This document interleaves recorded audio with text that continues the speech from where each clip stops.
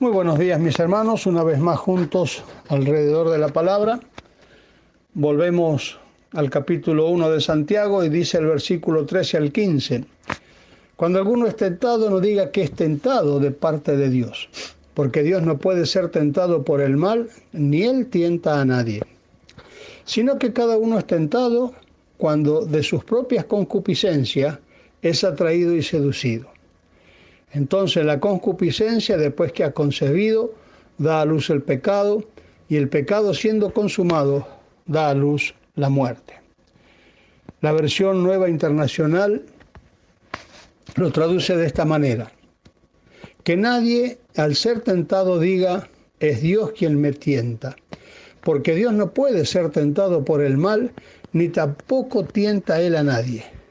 Todo lo contrario, cada uno es tentado cuando sus propios malos deseos lo arrastran y seducen. Luego, cuando el deseo ha concebido, engendra el pecado, y el pecado, una vez que ha sido consumado, da a luz la muerte. Desde el principio, el hombre ha tratado de echarle la culpa de sus pecados a otros.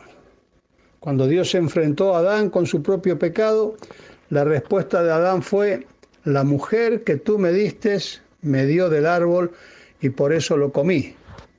Y cuando Dios se enfrentó a la mujer, le dijo: fue la serpiente la que me engañó para que comiera.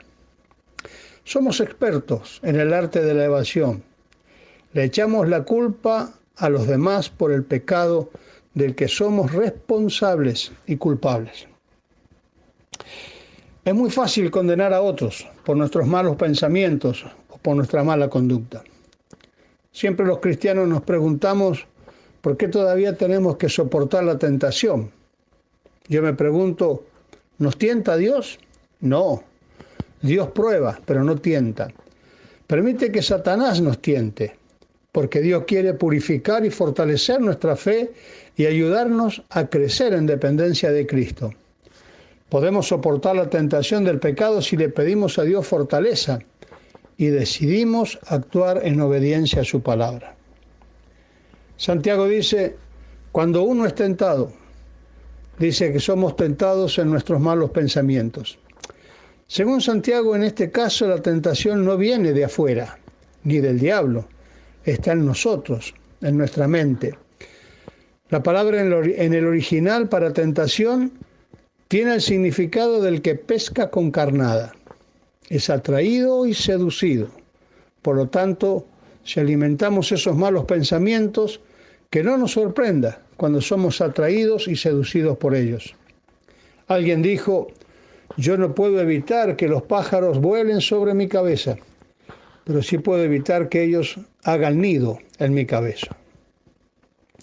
Luego, cuando estos malos pensamientos han concebido, dan a luz el pecado, y el pecado, una vez consumado, engendra la muerte. El gran valor de este pasaje está en que Dios responsabiliza al hombre por el pecado. Ninguno de nosotros nacemos libres de malos deseos y de tener inclinaciones a las cosas prohibidas. Por eso el apóstol Pablo en Romanos 7, 24 y 25, en la versión de la Biblia al día, dice: ¿quién me librará de la esclavitud de esta mortal naturaleza pecadora? Gracias a Dios que Cristo lo ha logrado. Jesús me libertó. El cristiano, cuando peca, debe aceptar su responsabilidad. Debe confesar y pedir el perdón de Dios. El apóstol Juan, escribiendo en su primer carta, capítulo 1, versos 8 al 10, dice, en la versión también Biblia al día: si decimos que no tenemos pecados, estamos engañándonos a nosotros mismos y negándonos a reconocer la verdad. Pero si confesamos a Dios nuestros pecados, podemos estar seguros de que ha de perdonarnos y limpiarnos de toda maldad. Pues para eso Cristo murió. Si decimos que no hemos pecado, estamos diciendo que Dios es mentiroso, porque según Él somos pecadores. ¿Quién me librará de esta esclavitud? ¿Quién nos librará de tentaciones? ¿Quién nos librará de nuestros malos pensamientos, de nuestras malas conductas? El pasaje del versículo 25 creo que es la clave. Gracias a Dios que Cristo lo ha logrado. Por lo tanto, Jesús me va a libertar. Mis amados hermanos, que Dios nos bendiga en este día y será hasta mañana.